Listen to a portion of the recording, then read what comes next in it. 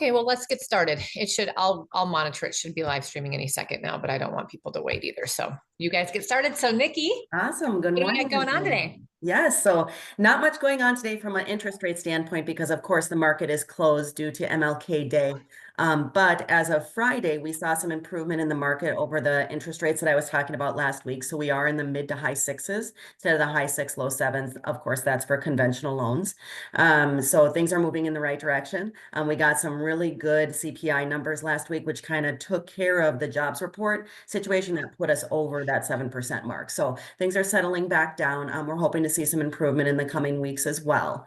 So yeah, we'll have more on that on my TikToks and things like that starting tomorrow when I'll do my market update instead of today.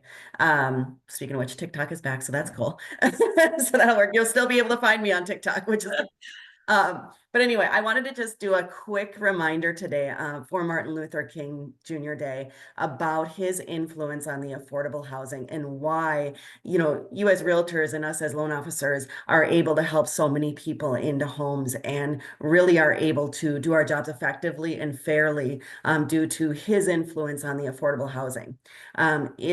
Early in the 1960s, Martin Luther King Jr. with others, started a Chicago freedom movement. And what that did was they started protesting and doing walks and doing marches that were aimed at helping people into affordable housing, education, and workforce places without racial bias. And a lot of times what was happening specifically in the housing industry is that Black people were entering into homes and they were not being able to be purchased because of their race and based on their race alone. And so his efforts within that Chicago freedom movement led to the passing of the Fair Housing Act in 1968, which was only a week after he was assassinated. And what that Fair Housing Act does is it tells us as loan officers and tells you as realtors that if you have any person that comes in to purchase a home, that you cannot discriminate based on things like race, religion, and disabilities and things of that nature. So that was actually really huge for the housing movement because it led to legislation against redlining. In other words, keeping certain races or certain groups of people out of certain neighborhoods on purpose, or as a realtor, not showing them homes in specific neighborhoods, even if they could or could not afford it. So his efforts were huge in the housing industry specifically. And I know a lot of people talk about just his civil rights overall, which was huge, but we always have to remember that in the housing industry, he was absolutely instrumental in how we operate today and the laws that we have to abide by when we help our clients. So I just wanted to do a quick reminder and just say that, thankful and appreciative of his efforts because it's definitely changed how we do business today. So I love that. Thank you so much for that reminder. I think that, you see so many agents just put it out there like Happy Martin Luther King Day or take this time to reflect all over social media. And I encourage you, if you do make that post today, go a little bit further and maybe tell a story or how it's impacted you or a client, or don't do the average same post. Do something a little bit more meaningful. And like Nikki, you taking the time today to really break it down and what this truly, truly means. So I love that. Yeah. Very good. So, and I know you had sent the update last week. Was there any movement at all throughout the week on rates or anything that you saw in some of your files or things that were going on? yeah, so just the movement from the CPI numbers really helped bring those interest rates back down into the sixes. And I would guess, just from an everyday standpoint, just a reminder that if you have a client who wants to list their home and has found a home that they want to purchase before they've even listed or before they have an accepted purchase agreement on their home, I've just done a lot of reworking of people's situations financially, et cetera, to allow for things like bridge loans, to allow for things like home equity lines of credit that can access equity so that they can make offers on different houses, and kind of just really being flexible in that area. And just a reminder that just because they own a home and it hasn't been listed doesn't mean they can't necessarily put an offer in on a new home and work those timelines out. Yep. That's a client we're working with together right now. Yep, Mine. it is. That's a great reminder. Yes, we'll be looking this weekend. So stay in touch. Perfect. Stay Yes. in tune. Wonderful. Well, good. Well, I know, again, like you said, people are off today. We can keep it short unless, Jen, you're the only one that is on the call I see here. Do you have anything you want to go into? I don't have anything in particular, no. I just, trying to stay consistent and show up. That's pretty much it. Yes, that's key, honestly, is staying consistent regardless of how you Yeah. feel. I was listening to something this morning and they said exactly that thing.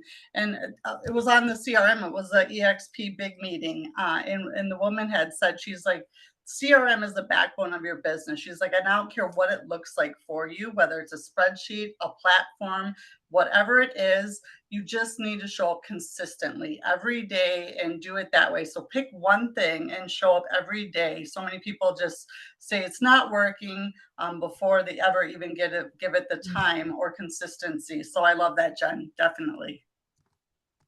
Yep. I think some days you have a lot to talk about, some days you don't, but you still come in. What's going on in the market? What do I need to know? And it just keeps you accountable to your goals. So are you having any specific things that you want to get accomplished this week, Jen, that you want to tell us about? Well, just want to keep going with like my social media stuff because I got like 2 weeks of content planned, not every day because I really struggled with content and I don't like being too much on camera. So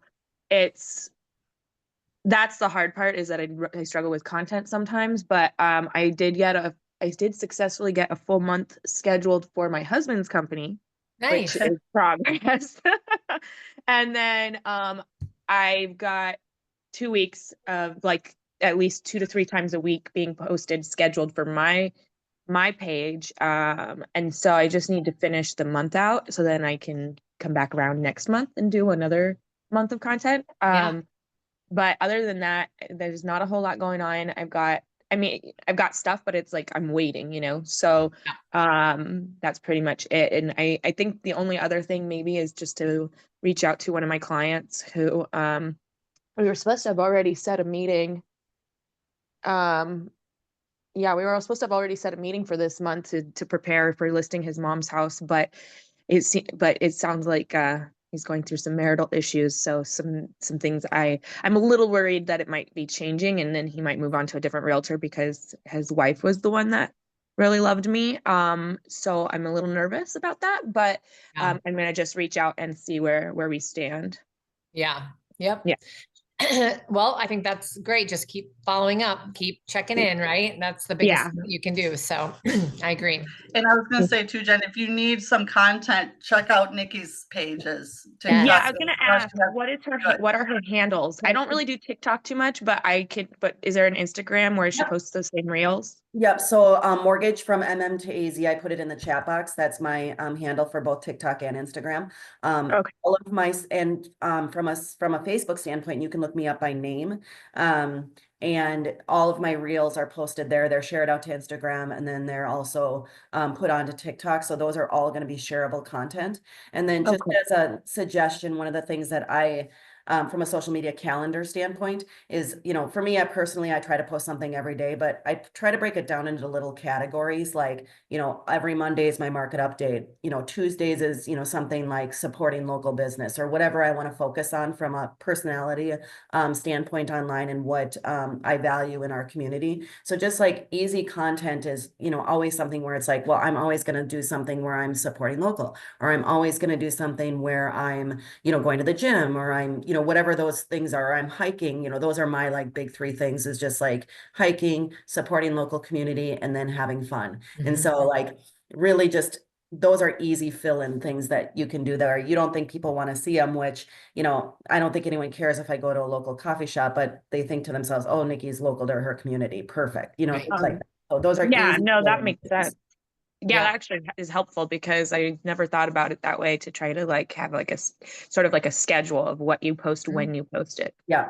And just some themes. I mean, they always say like, Tom Ferry was super influential in how I started posting on social media, because he does these presentations where he talks about, identify 3 things that you are identified for within social media. And those are 3 personal things that make you, the person that you want to be, and who you are truly. So you don't just got to make up something, like you don't just go join a bowling team because you need some content, but like things like, like for me, it's that local post, that hiking, and then, whether it's gym or, Friday fun day or whatever it is, I want people to be seeing me consistently from a personality level as well as a education in mortgage level. So just kind of suggestions. And he, like, when I was listening to him speak about that, he was very influential in how I kind of posted and keeping that front of mind.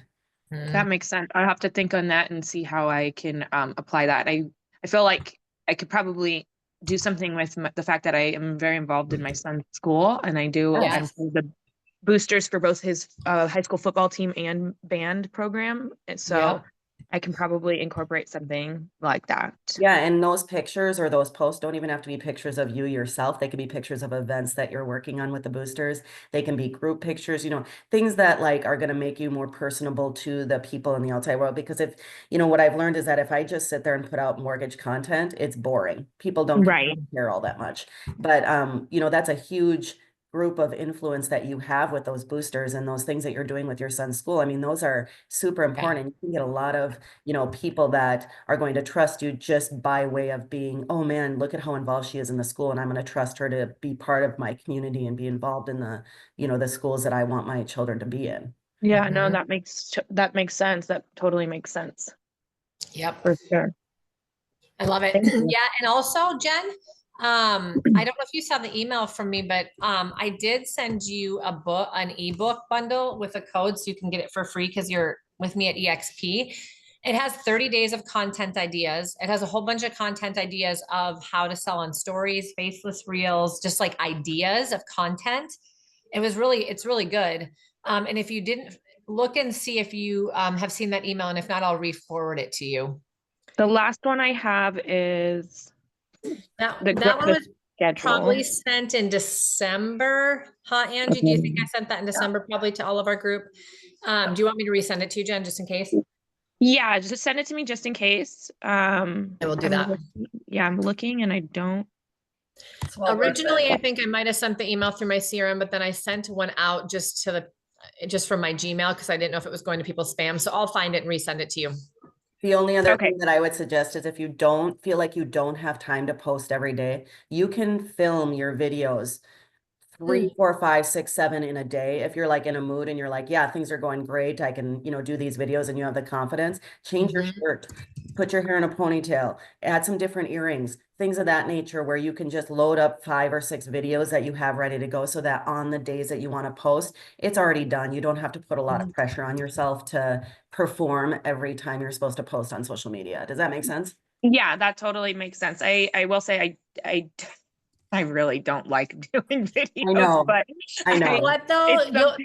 The faceless videos might be interesting to you, Jen. So when you read this part of the book, it's all about like when you're out and about, to Nikki's point, just take a 20, 30, 40-second video of your surroundings. If you're in nature, if you're on a walk, if you're downtown, you can just basically kind of create this like video of just like your surroundings and something that's visually appealing. Maybe if you guys head to the beach, do a few different videos of that or whatever. And then you just basically are going to put your content where people are going to read that content, or a voiceover, you can do that too, over that particular reel. So like if you're trying to support local business, go to the coffee shop, videotape yourself kind of walking in the front of it, like kind of like what it looks like in there, maybe, the coffee that you bought, whatever. And then that's a short video. And then your content is going to be about talking about that local business, but you don't have to be on the video, if that makes sense. That does make sense. It'll be easy to make a lot of videos on LA traffic. Yeah, absolutely. Literally. 100% do it. Oh my gosh. Yes. Absolutely. That's funny. That's actually hilarious. You guys want to move out of here? Are you stuck in this stuff too? I love it. I went to LA for the first time a couple months ago and I could not believe it. So that's super relatable and super like, people, even from, Minnesota or Arizona. Yeah, they'll be like, what the heck? Yeah. And with the fires, the last couple weeks, people have Yeah. been like trying to get out of town and stuff, So it's and even it worse. was so bad. Oh, Yeah, so bad. It's Yeah, I just the mean, you could worst. do sitting in traffic Mondays or something like that. You know? yeah. Traffic And Tuesdays. literally, yeah, Monday, Tuesday, Wednesday, Thursday. Yeah, I'm just kidding. exactly. Sitting in traffic Mondays, looking Oh, forward that's to Tuesday, Wednesday, Thursday. You know, Exactly. it never Oh. ends, even on the weekends, you know, things It like Yeah, that. really literally. doesn't. Ugh. That's It funny. literally doesn't. It literally doesn't. Yeah, No. that's So perfect. funny. Awesome. Okay, so maybe that's something to work on this next week too, Jen. Take a Sure. look at the book Yeah. I sent to you. Download Absolutely. it, look at some things, create some videos, and let us know next week how it goes. Okay, will do. Thank you, ladies. All right, guys. Enjoy Thanks so Martin much. Luther King Day. Bye, everybody. Guys. Bye. See you next week. Bye.